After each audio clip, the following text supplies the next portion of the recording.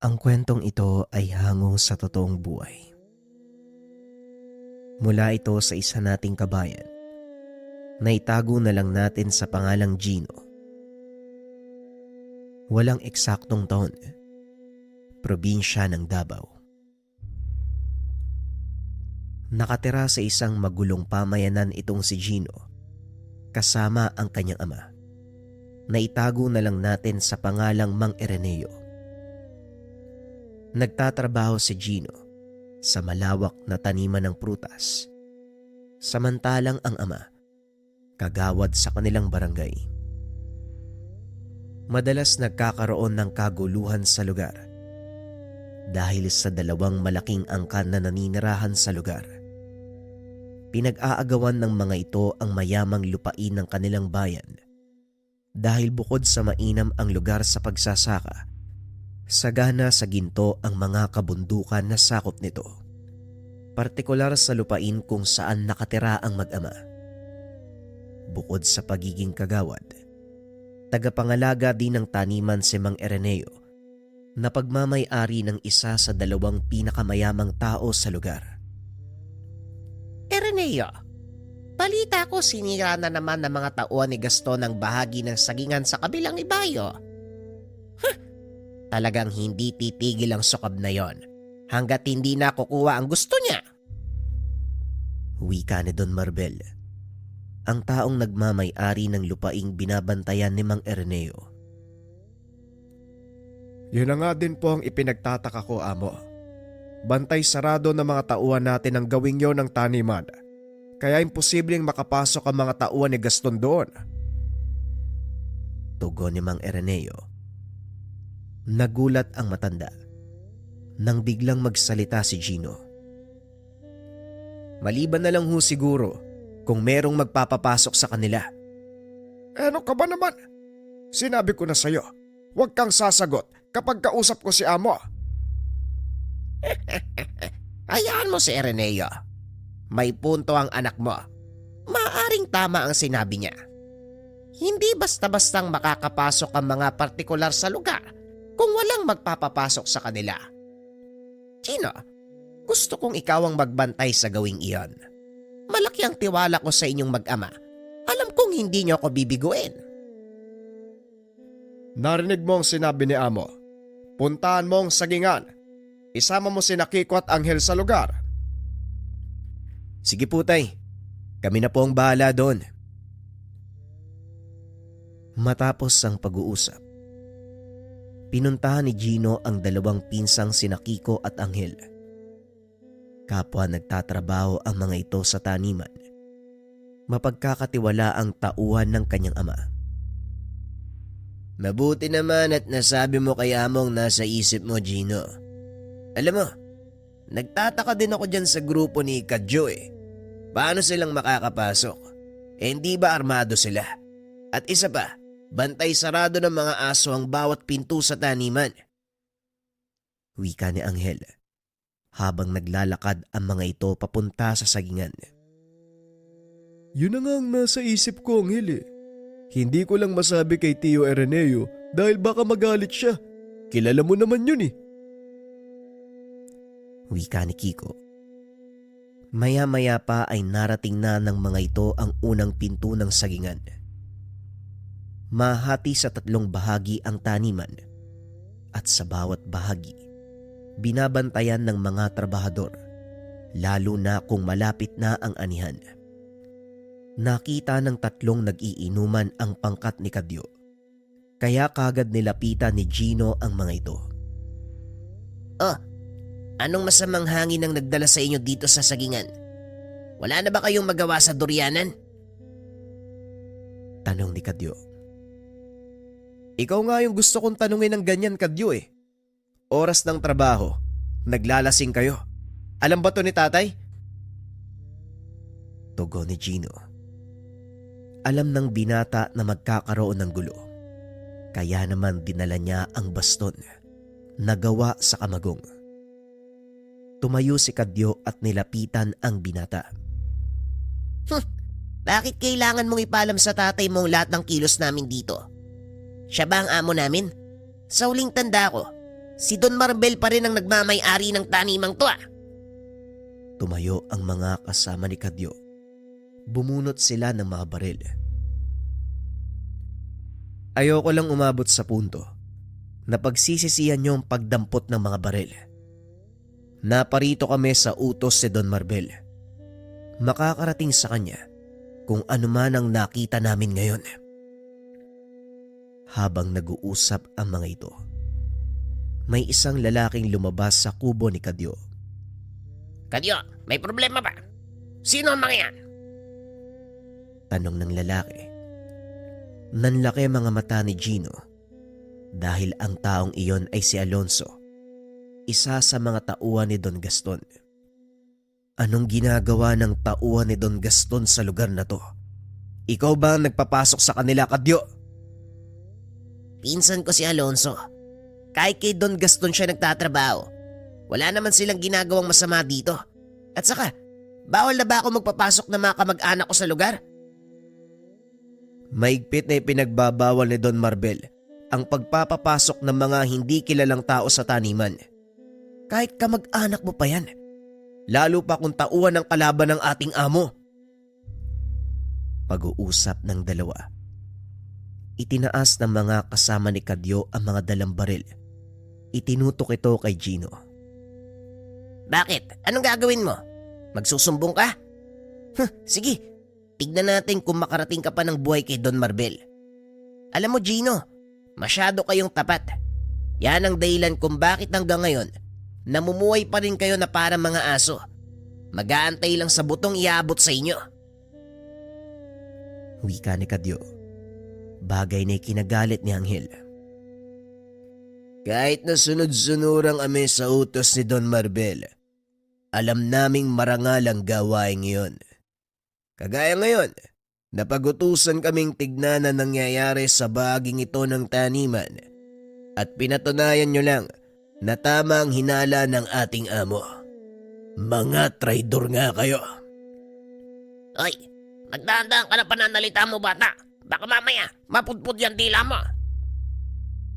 Wika ni Alonso. Mag-iingat ka sa mga banta mo sa amin. Baka nakakalimutan mo kung sinong may hawak ng baril. Wika ni Kadyo. Huwag na kayo magpakabayani. Kung ako sa inyo, tatalikod ako at kakalimutan ang nangyari dito. Hindi sulit ang gagawin yung pagpapakamatay. Wika ni Alonso. Tumalikod si Gino. Sa pag-aakalang aalis na ito, nagtawanan ang grupo ni Kadyo.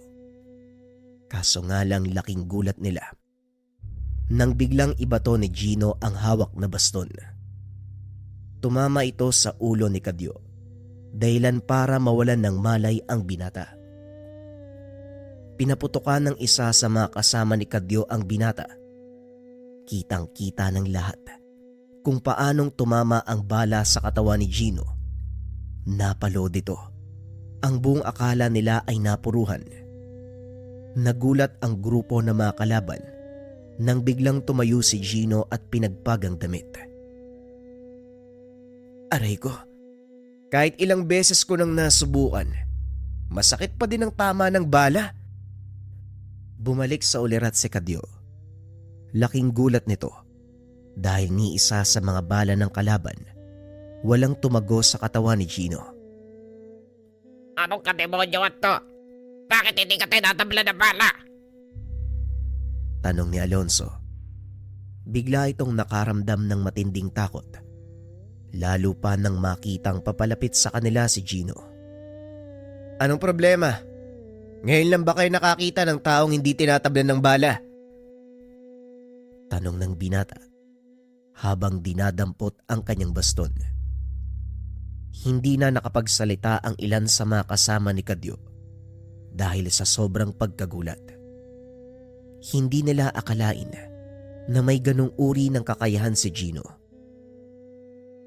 Lingid sa kaalaman ng mga ito na may taglay na bertudang binata mula sa mismong baston. Sinugod niya ang mga tauhan ni Kadyo. Pinagpapalo. Ang ilan ay nagsipagtumbahan.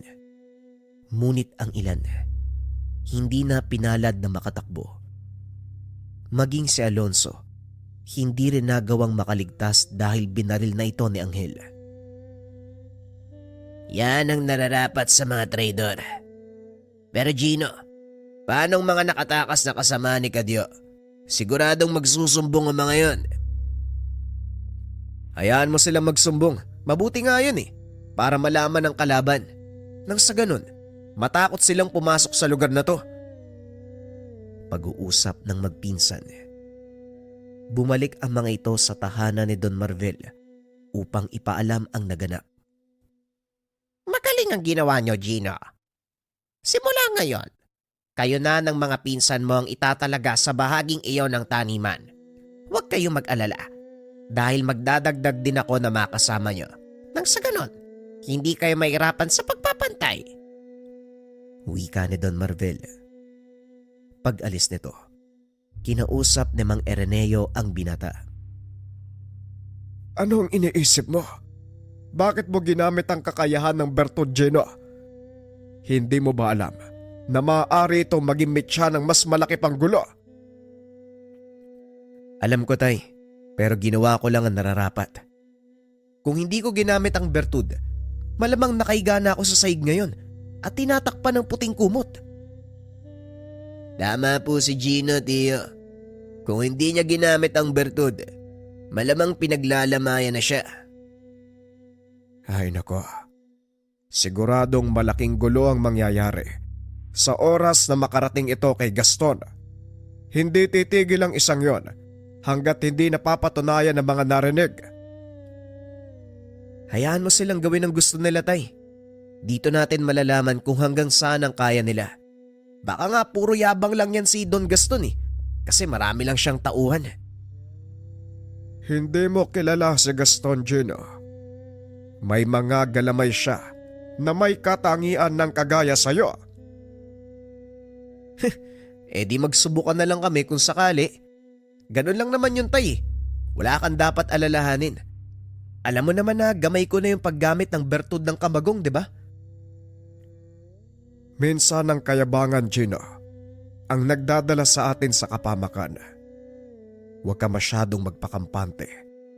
Dahil gaya ng sinabi ko sa'yo, may mga tauhan si Gaston na higit na mas mataas ang kaalaman ko ikukumpara sa'yo.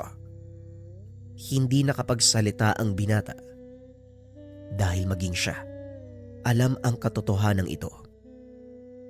Pinayuhan ni Don Marbel ang mga tauhan na wag munang bababa ng bayan. Alam nito ang panganib na dulot ng kaganapan sa taniman ng saging. Ngunit sadyang matigas ang ulo ni Gino matapos ilipat ang mga gamit sa kubo sa sagingan. Inaya nito ang mga pinsan na magpunta sa bayan upang uminom. Anghel, Kiko, bababa ako ng bayan ha. Nakakabagot dito sa sagingan Wala man lang magawa. Wika ni Gino. Mariing tumanggi ang dalawa. Nako pinsan, sundin na lang natin ang sinabi ni Amo. Mas makakabuti kung iiwas tayo sa gulo. Wika ni Anghel.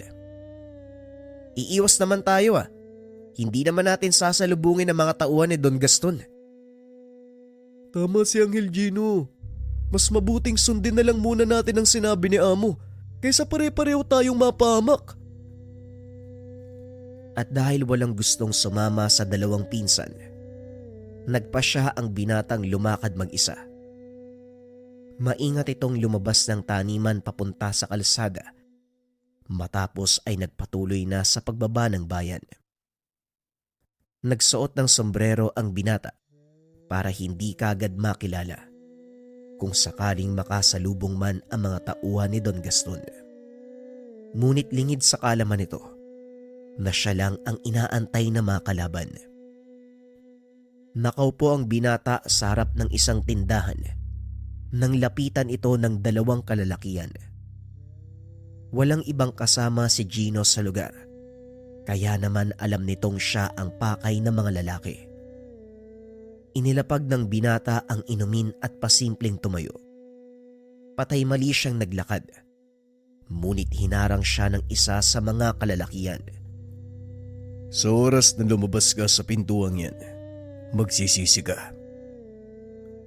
Wika ng lalaki. Nang silipin ni Gino ang labas ng tindahan, nakita nito ang napakaraming kalalakian. Lahat ay armado at handang pumatay. Sabihin mo, anong kailangan mo sa akin? Simple lang. May ilang bagay lang akong gustong malaman. Pero bago yun, may sasabihin ako. Hindi ka bubuhayin ng mga taong yan sa labas. Mukha nga eh. O sige, makikinig ako. Yan. Maging masunurin ka lang. Papahabain ko pa ang buhay mo ng ilang oras. Unang tanong ko sa'yo, ikaw ba ang pumatay kay Alonzo? Hindi ako, pero parang ganun na din. Isa sa mga kasama kong bumaril sa kanya. Pumasok siya sa pribadong lupain. Kaya ano pa nga asahan mong gagawin na mga nagbabantay? Tama ka nga naman. Kung ako, ganun din ang gagawin. Ikalawang katanungan. Totoo ba ang sinabi ng mga kasama ni Kadyo na hindi ka daw tinatabla ng bala? Depende yon sa sitwasyon. Bakit ba gusto mong malaman? Kesyo tinatablan man ako ng bala o hindi, wala ka ng paki. Alam mo bata, ang nagutos sa akin ay si Don Gaston. Pinapatumba ka, pero bibigyan kita ng pagkakataon. Harapin mo ko sa isang duelo. Mano-mano. Gusto ko lang malaman kung kasing tigas ng hawak mong kamagong ang katawan mo. Yan lang? O sige, walang problema. Kailan tayo maghaharap? Ngayon na ba? Hindi pa, Utoy. Mukhang marami kang nainom eh. Baka hindi mo magamit ng maayos ang baston na yan. Pumunta ka sa lumang simbahan. 2 araw mula ngayon. Doon tayo maglalaban. Sana lang wag mo kong biguin. Bilisan mo. Doon ka sa likod dumaan. Pag-uusap ng dalawa. Nagtataka si Gino kung bakit siya hinayaang makaalis ng taong iyon. Dali-dali itong lumabas sa likod ng tahanan. Pasimpleng naglakad palayo. Hindi naman ito pinansin na mga kasama ng lalaki. At paglabas nito ng tindahan, kagad silang lumakad palayo. Nilingon ng lalaki si Gino na noon ay nakatago sa likod ng kahoy. Sabay turo ng daliri nito na parang baril. Mabilis namang umalis si Gino sa lugar. Pagdating sa kubo, pinaliwanag ng binata ang nangyari sa bayan. Buti na lang hindi ka tinuluyan ng mga yon. At sino naman yung lalaking tinutukoy mo? Nakilala mo ba? Hindi ko kilala yung taong yun, Anghel eh. Pero sa oras na magkita kami uli, siguradong mamumukaan ko siya. Tugon ni Gino. Nagtataka ito kung paanong nalaman ng lalaki ang kanyang sikreto. Nabanggit mo na alam ng lalaking yon ang sekreto ng bertud mo. Ang tanong, sinong nakapagsabi sa kanya? Alam mo, Anghel, pareho lang tayo naguguluhan eh. At kung tatanungin mo ko sa mga bagay-bagay, pareho nating hindi alam ang sagot. Mas mabuti pang manahimik na lang tayo. Bilisan mo na. Balatan mo na yung santol. Kanina pa nakabukas yung bote ng lambanog eh. Kinabukasan, habang nagtatrabaho, napansin ni Mang Ireneo na wala sa wisyo si Gino, kaya kagad niya itong pinuna. Ano ka ba naman, Gino? Tignan mo nga yung ginagawa mo. Pinaghahalo mo ang hilaw at hinog na durian. Ano bang nangyayari sa'yo? Kanino ko pa napapansin na parang tulero ka? Wika ni Mang Ireneo. Huminga ng malalim si Gino. Tinignan kung may ibang tao sa paligid. May mga tao ako nakausap kagabi, tay. Pasensya na. Sinaway kong utos si Don Marvel. Bumaba ako sa bayan eh. Nakasalubong ko ang mga tauhan ni Gaston. Sinasabi ko na nga ba?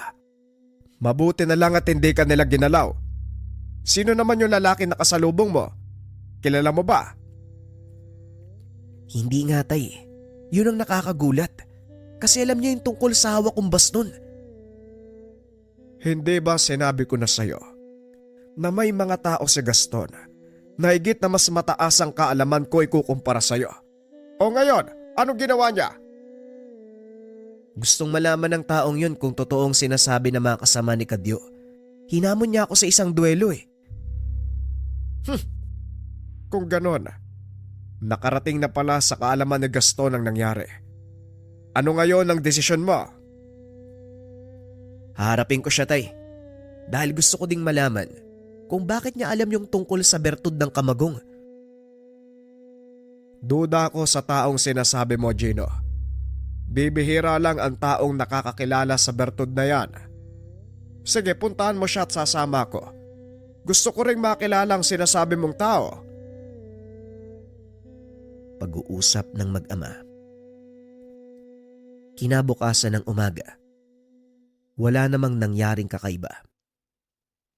Naganda si Gino para sa haharaping laban. Pagsapit ng hapon nagtungo ito sa bayan kasama ang ama, pati na rin ang pinsan.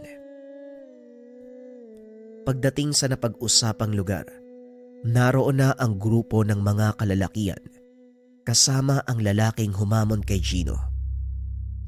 Nanlaki ang mga mata ni Mang Araneo dahil kilala nito ang taong iyon.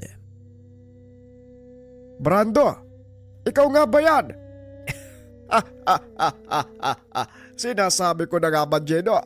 Ito ba yung taong humamon sa'yo? Laking pagtataka ni Gino dahil kilala ng ama ang lalaking iyon. O tay, siya nga po. Paano kayo nagkakilala? Paano hindi? Pinsan mong taong yan.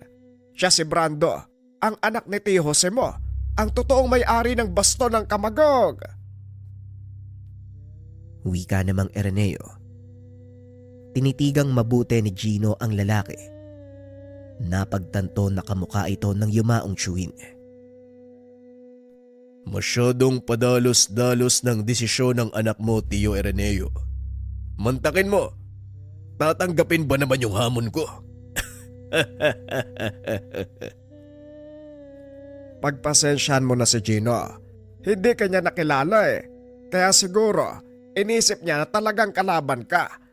Pero nung ginagawa mo kasama mga tao ni Gaston? Mabang kwento, Manong. Pero mga taong kasama ko ngayon, matapat kong kaibigan. Kaya wala kayong dapat alalahanin sa kanila. Alam ko rin ang hidwaan ng mga amo natin. Pero huwag kang mag-alala. Mas matimbang pa rin ang dugo kaysa sa tubig. Nakikinig lang sa usapan si Gino. Ngunit naglalaro pa rin sa isipan ng binata ang sinabi ng ama. Tay, di ba anak siya ni Tio Jose?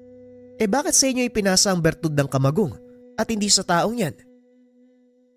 Alam mo, Utoy, magandang katanungan yan. Pero mas magiging maganda ang usapan kung may bote ng masarap na lambanog. Hindi inasahan ni Gino ang pangyayaring iyon. Ang inakala niyang madugong duelo, nauwi sa mahabang kumustahan at matinong usapan. Ipinaliwanag din ni Brando kung bakit hindi niya tinanggap ang bertud ng kamagong mula sa ama. Ayon dito, sinadya niyang hindi tanggapin ang bertud dahil ng mga oras na yun, nakapaloob si Brando sa isang kasunduan sa kanyang maestro. Kasalukuyan itong nagdedebosyon sa isa pa nitong tangan at isa sa mga alituntunin ng debosyon, huwag humawak ng anumang bertud mula sa kalikasan hanggat hindi nakukumpleto ang ritual. Pinagsisihan ko ang hindi pagtanggap sa bertud ng aking ama, lalo na bago siya mamatay.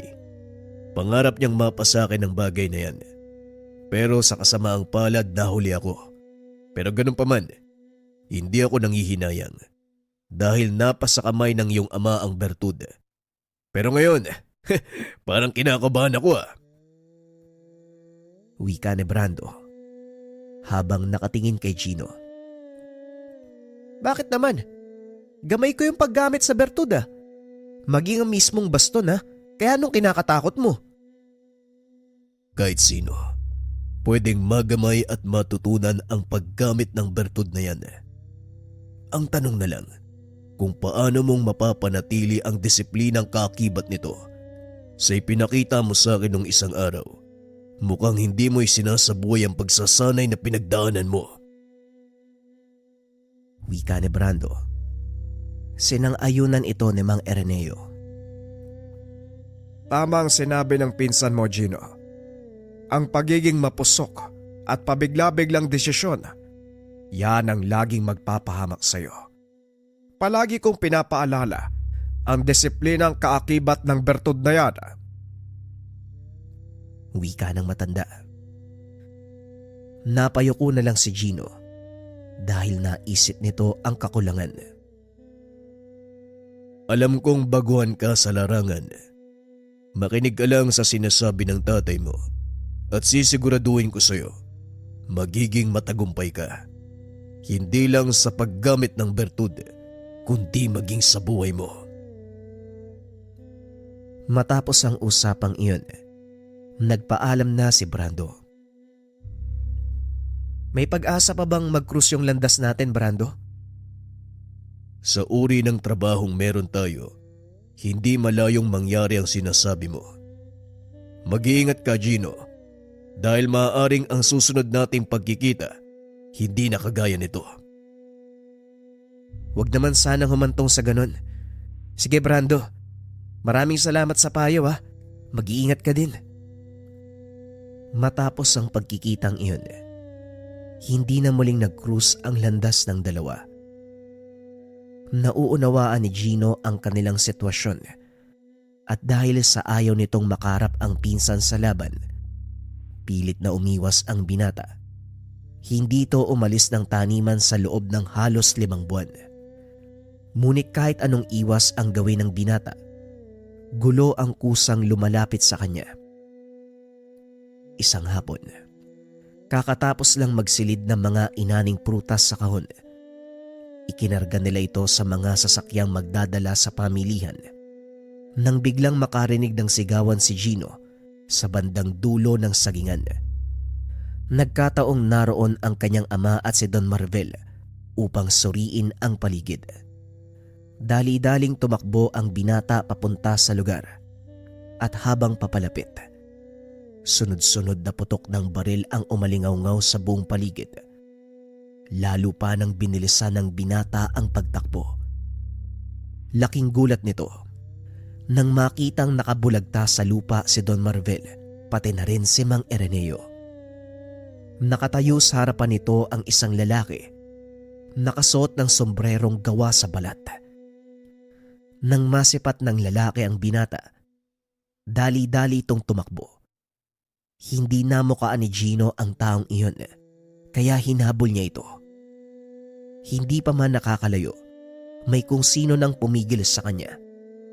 Hinila ang binata papunta sa tumpok ng mga puno ng saging. Huwag ka nang humabol, Gino. Mapapahamak ka lang. Wika ni Brando. Nagulat ang binata dahil naroon ito sa loob ng taniman. Nakita mo ba kung anong ginawa ng taong yun sa tatay ko? At ikaw, nandito ka pala. Bakit mo hinayaang mangyari to? Hayaan mo muna ako magpaliwanag. Nahuli ako ng dating. Naabutan ko na lang na pinagbababaril ng tauhan ni Don Gaston si Tio Araneo, pati na rin si Don Marvel. Wala akong nagawa para tulungan sila. Dahil hindi ko magamit ang kakayahan ko sa Tegalpo. Kaya kita pinigilan dahil doon. Ang taong yun ay may taglay na pambasag. Kilala mo ba yung taong yun? Alam mo ba kung saan siya makikita? Oo, Gino. Pero mag-antay ka sandali. Hindi pwedeng magpadalos-dalos ng galaw. Lalong-lalo na sa ganitong pagkakataon. Pinagandaan ni Don Gaston ang pangyayaring ito at alam niyang bebuelta kayo. May nasimulan na akong plano. Ang kailangan mo na lang gawin ay mag-intay. Magantay. Ano, hayaan ko na lang tumakas yung taong yun? Hayaan ko yung ginawa niya sa tatay ko? Gayong alam ko na kung sinong may gawa. Uulitin ko ang sinabi ko. May taglay na pambasag ng bertud ang taong yon. At kahit gaano pa kalakas ang tangan mo, wala rin niyang magagawa. Napagtanto ni Gino. Tama ang sinabi ni Brando. Nagpa siya itong sundin ang sinabi ng pinsan. Pinagtulungan nilang buhatin ang sugatang si Mang Ireneo, pati na rin si Don Marvel. Mabuti na lang hindi napuruhan sa ulo ang matanda. Dumaplis lang ang bala at nawalan ng malay dahil sa lakas ng pagkakatama ng ulo sa lupa. Ang buong akala ko, patay na si Amo at Tio Ireneo. Mabuti na lang at naabutan mo sila, Gino. Magpasalamat na lang tayo dahil hindi sila napuruhan. Ang iniisip ko ngayon, kung paanong makakaganti sa bumaril sa kanila. Hindi ba nabanggit mong naroon si Brando? Saan pumunta yon? Pagkatid niya sa amin dito sa mansyon, nagpaalam na siya. May mga gagawin pa daw at baka maghinala sa kanya si Gaston. Kasalukuyang nasa kwarto si Mang Ireneo. Habang inaantay itong magising, hindi lubos maisip ni Gino na sa hinaba-haba ng katahimikan, muling magpaparamdam si Don Gaston. Ilang araw walang malay si Mang Ireneo. Sa kabutihang palad nagising si Don Marvel. Pinuntahan ito ni Gino para kausapin. Masyadong mabilis sa mga pangyayari. Nagulat na lang kami ng tatay mo nang biglang magpakita ang lalaking yon. Pinagbabaril ang ilan sa mga tao natin. Tatakbo sana kami ni Ireneo. Kaso, kalawangin na ang tuhod ko kaya wala kaming nagawa. Maliban doon sa lalaki, may nakita po ba kayong iba niyang kasama? Wala na, Gino. Mag-isa siyang pumasok sa sagingan. Doon nga ako nagtataka eh. Isa lang ang daanan papasok sa lugar na yon. Simula nang ipasara natin ang daanan doon sa kabilang ibayo. Huwag mo munang isipin yan, Amo. Ang mahalaga buhay kayo. May planong binubuo ang isa sa mga kakilala ko at yon ang inaantay namin. Siguro naman sa pagkakataong ito, matatapos na ang kabuktutan ng Gaston na yan. Kayo na lang ni Ireneo ang inaasahan kong matapat na tauhan, Gino. At ngayon, hindi pa ako maaaring lumabas ng tahanan. Umaasa ko sa iyong kaalaman sa pangangalaga ng lupaing ito. Alam po namin, Amo. Sa kasamaang palad, hindi pa rin nagigising si tatay. Pero wala po kayong dapat alalahanin. Ligtas na siya at kasalukuyang nagpapagaling. Ganun ba? Ikinalulungkot ko ang nangyari. Matapang na tao ang iyong ama. Kung hindi niya sinalo ang bala na para sa akin, malamang wala na ako. Ay nako, yan nga din po ang kainaan ni tatay. Pero wala po kayong dapat isipin, Amo. Ginawa lang ni tatay ang trabaho niya. Sige po, kailangan ko nang umalis. Bababa pa ako ng bayan. Ngayon ang takdang araw ng pagkikita namin ng kamag-anak kong tutulong sa atin. Sige, Gino. Gawin mo ang nararapat. Mag-iingat ka. Kahit papano, nakahinga ng maluwag si Gino dahil alam nito na ligtas ang amo. Gayon din ang ama. Inihabilin nito ang dalawang matanda kina Angel at Kiko. Bumaba sa bayan ang binata upang kausapin si Brando tungkol sa plano. Nagkita ang dalawa sa lugar kung saan kamuntikan silang maglaban. Mabuti naman at sumipot ka. Naisaayos ko na ang lahat, Gino. May paraan na din ako para matalo natin ang lalaking nagtangka sa buhay ni Tio Ireneo. May kainaan ng tangan niyang basag butya. Ako nang bahala doon. Pagtuunan mo ng pansin si Don Gaston. Lalabas sila ng bansa sa susunod na araw at yon ang kukunin nating pagkakataon. Sino-sino ang makakasama natin sa gagawing pagsalakay? Wala, Gino. Tayong dalawa lang. Mas mabuti ang ganun. Pero sigurado ka ba sa gagawin mo? Magtatraidor ka sa amo mo. Gaya ng sinabi ko, mas matimbang ang dugo kaysa sa tubig. Sige na, magkita tayo sa susunod na araw. Aantayin kita sa mansyon ni Gaston. Mabilis na umalis si Brando sa lugar. Bumalik na din si Gino sa taniman. Sinabi sa dalawang pinsan ng plano. Nagpumilit pang sumama ang mga ito. Ngunit tumanggi si Gino. Bakit ba ayaw mo kaming isama? Paano kung kailangan nyo ng tulong? Oo nga naman, bakit mas gusto mong lumakad ng mag-isa? Mas kailangan ni Amo ang presensya nyo dito. At isa pa, mas mapapabilis ang kilos namin ni Brando kung dalawa lang kaming magsasagawa ng plano. Mapanganib kung marami tayo. Mabilis malalaman ng mga kalaban ang bawat takbang. Pag-uusap ng magpinsan. Naunawaan ito ng dalawa.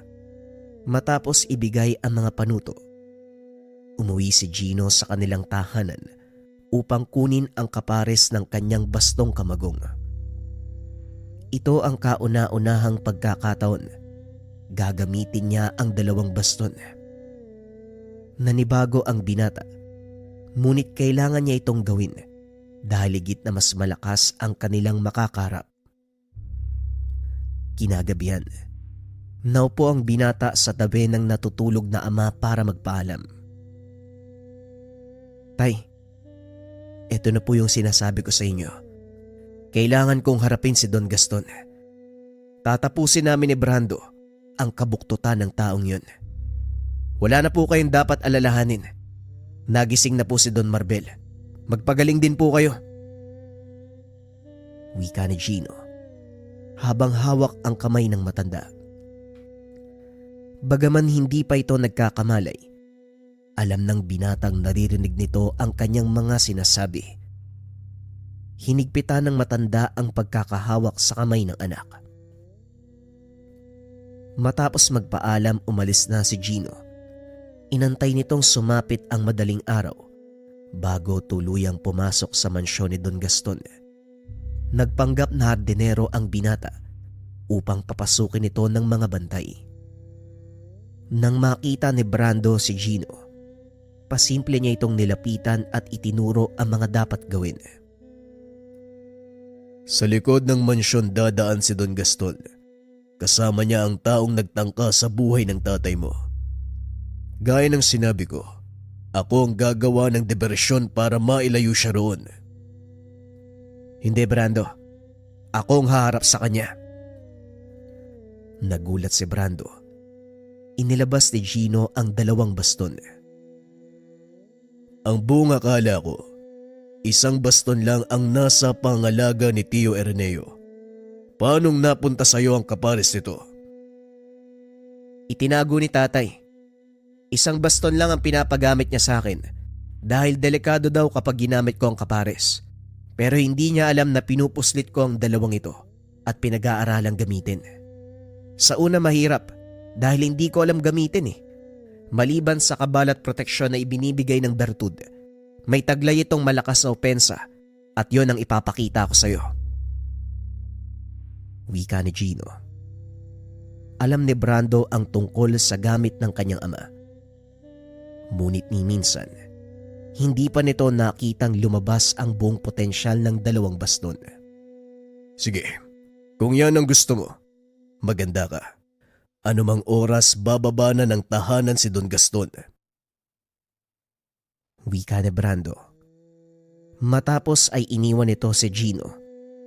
Nagpanggap na nagwawalis ang binata sa likod ng bahay. Maya-maya ay bumaba si Don Gaston kasama ang lalaking nakasuot ng balat na sombrero. Bantay sarado ng ilang mga tauhan, kaya alam ni Gino na hindi siya basta-bastang makakalapit. Ilang sandali pa nagpakita na si Brando. Nilapitan nito si Don Gaston. May kung anong binulong. Biglang nataranta ang Don. Dali-daling pumasok sa tahanan. Naiwan sa labas ang lalaking nakasuot ng sombrerong gawa sa balat. Wala na ding ibang tao sa lugar ng mga oras na yun. Para kay Gino, ito ang hudyat na pinaka-inaantay. Marahang naglakad ang binata palapit sa lalaki. Hanggang dyan ka lang. Bawal kayong umakyat sa itaas. Wika ng lalaki. Huwag kang mag-alala. Hindi naman si Don Gaston ang pakay ko. Kung hindi ikaw. Wika ni Gino. Bagay na ikinagulat ng lalaki. Anong kailangan mo sa akin? Nakalimutan mo ba ang ginawa mo sa amo ko? Pati na rin sa tatay ko? Anong sinasabi mo? Sinong amo? Nakikilala na kita. Ikaw yung isa sa mga tauhan ni Don Marvel. Ang lakas naman ng loob mong pumasok dito. Sa palagay mo, makakalabas ka pa ng buhay. Tignan natin kung sino ang may iwang nakatayo. Pag-uusap ng dalawa. Inilabas ni Gino ang pares ng baston. Iwinasiwas ito sa harapan ng lalaki. Bahagya itong napaatras sa gulat. Sino ka? At bakit hawak mo ang bastong kamagong na yan? Oh, alam mo pala yung tungkol dito eh. Eh di alam mo rin kung anong kaya nitong gawin. Oo, sa tamang mga kamay. Kaya nitong utusan ng elementong lupa at apoy. Ang tanong, ikaw ba ang taong... Hindi pa natatapos ng lalaki ang sasabihin dahil biglang hinampas ni Gino sa lupa ang baston. Lumikha ito ng malakas na pagyanig. Bagay na ikinagulat ni Brando sa loob ng mansyon. Anong nangyayari sa labas, Brando? Bakit lumilindol? Wala yun, Don Gaston. Huwag mong isipin ang nangyayari sa labas. Isipin mo kung ano ang mangyayari sa'yo. Nanlaki ang mga mata ni Don Gaston nang biglang magsipagtumbahan ng mga tauhan sa loob ng mansyon. Anong nangyari sa mga tauhan ko? Bakit sila nawala ng malay? Tanong ng Don habang isa-isang sinisipa ang mga tauhang nakahandusay sa saig. Nagkamali ka ng desisyon, lalong-lalo na nang biktimahin mo si Tio Araneo. Alam kong kilala mo ang taong yun. Ang kagawad na tauhan ni Marvel. Kung ganon, traitor ka. Parang gano'n na nga. Kinuha ko ang tiwala mo para may paghiganti ang lahat ng taong inapi mo. Dumating na ang katapusan ng mga kabuktutan mo, Don Gaston. Napatras ang Don. Natumba sa kinakatayuan nang marinig ang sinabi ni Brando. Nagmakaawa din ito na huwag siyang papatayin. Samantala, patuloy na naglalaban sa labas ng mansyon ng dalawa. Bagyang lumayo ang kalaban kay Gino. Nag-usal ng mga dasal, ngunit wala itong epekto sa gamit ng binata. Lingid sa kalaman nito na sa loob ng mahabang panahong pananahimik ni Gino, pinag-aaralan nito ang lahat ng tungkol sa kakayahan ng kalaban sa tulong ni Brando. Anong nangyayari? Bakit hindi gumagana sa iyo ang pambasag ng mutya? Kung sa tingin mo susugod ako ng hindi handa, nagkakamali ka. Pinag-aralan ko ang tungkol sa kakayahan mo at alam ko na ang kahinaan nito. Wika ni Gino. Tinitigan siya ni Tansyong. Laking gulat nito dahil habang hawak ni Gino ang baston, may korte ng anghel sa kanyang likuran. Ano yan? Anong ginagawa niyan dito? May kakulitan ka din ano? Lahat ng galaw mo pinag-aralan ko. Ultimo yung dasal na ginagamit mo, nakabisado ko na nga eh. Kaya kung malakas pa din yung pananalig mong matatalo mo ko, nagkakamali ka. Dahil hindi yun mangyayari. Muling wika ni Gino. Pumagaspas ang pakpak ng anghel. Kasabay nito ang bawat paghampas ng baston. Lumikha ito ng malakas sa bugso ng enerhiya. Nagiging apoy ang bawat pagtama. Nakikita ni Brando ang nangyayari mula sa salaming pintuan ng mansyon. Maging ito ay namangha sa nagagawa ni Gino. Hindi lubos akalain, mapeperpekto ng binata ang paggamit ng kakayahan ng bertud ng kamagong at ang pagpapalabas sa gabay nitong anghel. Bumunot ng itak ang kalaban at gumante ng pag-atake. Ngunit kahit anong gawing pagtaga kay Gino, hindi nagagalusan ang binata. Naging kampante si Gino na mananalo siya sa laban dahil halos walang magawa ang katunggali. Ngunit lingid sa kaalaman nito, may huling alas na nakahanda para sa kanya ang kalaban. Biglang nakaramdam ng panghihina si Gino hanggang sa tila bumibigat ang hawak nitong baston. Pilit itinataas ng binata ang dalawang kamay, ngunit sobrang hina na nito at halos hindi na maigalaw ang katawan. Ano bata? Nanghihina ka na ba? Nararamdaman mo ba ang unti-unting pagkaubos ng lakas mo? Nakalimutan kong sabihin na ang talim ng itak na ito itinubog sa dugo ng babaeng usa. Ano mang gamit na may kapangyarihan na mula sa elemento at nilalang o kahit mga banal na nilalang, kusang susuko. Ngayon tignan natin ang yabang mo. Wika ng lalaki. Wala nang nagawa si Gino kung hindi tanggapin ang mga suntok at tadyak ng kalaban. Hanggang sa tuluyan itong nabitawan ng dalawang baston. Akmang sasaksakin na sana ng kalaban ng binata nang biglang may kung anong humampas sa kanyang kamay. Nabitawan ng lalaki ang itak. Nang lumingon, nakita niya si Brando. Hawak-hawak ang bastong kabagong. Tansyong, pasensya ka na. Nakalimutan kong sabihin na isa din pala akong tagapagmana ng aking ama. Wika ni Brando. Sabay palo ng baston sa muka. Kinuha ni Brando ang pagkakataon upang itayo ang binata. Wala nang kapangyarihan ng baston, Brando. Paano natin siya matatalo? Hindi ka lang dapat umaasa sa kapangyarihang taglay ng bertud. Tatanungin kita, bago mo pa malaman ang kakayahan ng baston, ano ang itinuro sa'yo ni Tio Ireneo? Ang prinsipyo ng sining sa pakikipaglaban gamit ang arnis. Alam kong mahusay ka sa larangang iyon. Kaya hindi natin kailangan ng kapangyarihan ng bertud para talunin ang ulupong na yan. Tumayo si Gino. Muling naganda sa pagsugod. Sa pagkakataong iyon, magkasama silang dalawa ni Brando. Hawak ang tig-isang baston. Magkasunod na umatake ang mga ito. Isang sumusugod at isang sumasalag. Mahusay sa paggamit ng itakang kalaban, kaya medyo natagalan ang dalawa sa pakikipaglaban. Hanggang sa makahanap ng buta si Gino, ginamit ito upang tuluyang patumbahin ang kalaban. Nakipagsabayan ito sa pag-atake ni Brando. Ginamit ang dulo ng hawak niyang baston para patamaan sa ilalim ng baba ang kalaban. Napatras ito.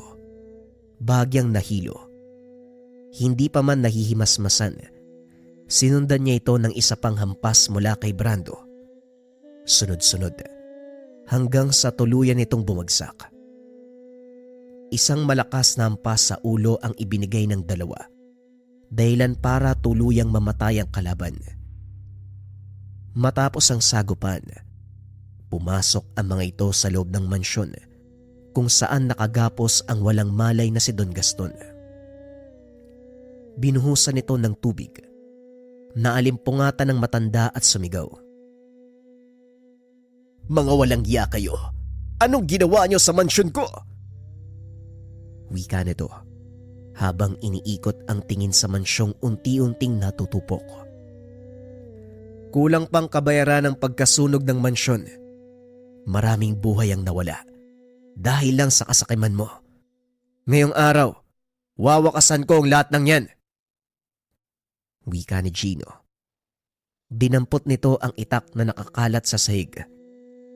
Nakapikit lang si Don Gaston sa pag-aakalang pupugutan siya ng ulo.